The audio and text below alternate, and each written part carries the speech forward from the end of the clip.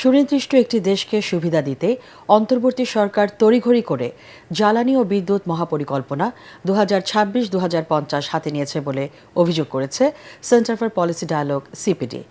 রাজধানীর ধানমন্ডি কার্যালয়ে এই মহাপরিকল্পনা নিয়ে তাৎক্ষণিক প্রতিক্রিয়া সংস্থাটি জানায়, পরিকল্পনাটি বিগত আওয়ামী সরকারের চাইতেও দুর্বল। এ সময় নবায়নযোগ্য জ্বালানির পরিবর্তে এলএনজি ও কয়লা নির্ভর মহাপরিকল্পনা দ্রুত স্থগিতের দাবি জানান সিপিডির গবেষণা পরিচালক ডক্টর খন্দকার গোলাম মোয়াজ্জেম।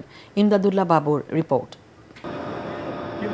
জ্বালানি ও বিদ্যুৎ মহাপরিকল্পনা 2026 থেকে 2050 চূড়ান্ত করেছে অন্তর্বর্তী সরকার। 3 ধাপে আগামী 25 বছরে বাস্তবায়ন করা হবে এই মহাপরিকল্পনা, যাতে 192 বিলিয়ন মার্কিন ডলার খরচ হতে পারে বলে ধারণা করা হচ্ছে। মহাপরিকল্পনায় 2050 সালে দেশে বিদ্যুতের চাহিদা 70,000 মেগাওয়াট নির্ধারণ করা হয়েছে, আর গ্যাসের চাহিদা প্রায় 5,360 বিলিয়ন ঘনমিটারে পৌঁছানোর সম্ভাবনা রয়েছে। 65 মেট্রিক টন এবং নতুন এই মহাপরিকল্পনার বিশ্লেষণ করে প্রতিক্রিয়া জানায় গবেষণা সংস্থা Centre for Policy Dialogue CPD.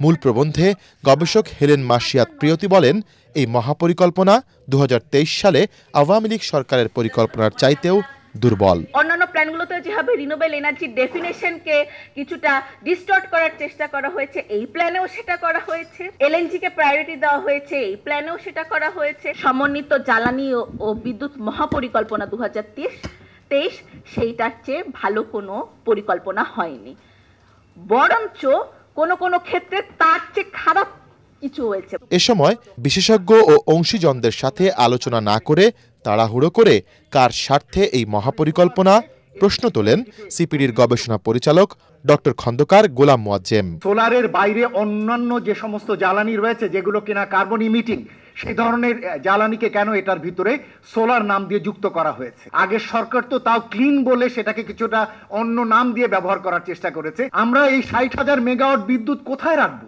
আপনারা কে ব্যবহার করবেন এত বিদ্যুৎ? আমাদের হিসেবে তো দরকার মাত্র এর অর্ধেক বিদ্যুৎ হলেই আমাদের 2050 সালের যে আমাদের চাহিদা সেটা মিটে যাওয়ার কথা। দ্রুত পরিকল্পনা বন্ধ করে উদ্যোগটি পরবর্তী নির্বাচিত সরকারের জন্য রেখে দেওয়ার আহ্বানও জানান তিনি। এটি আসলে ত্রুটিপূর্ণ।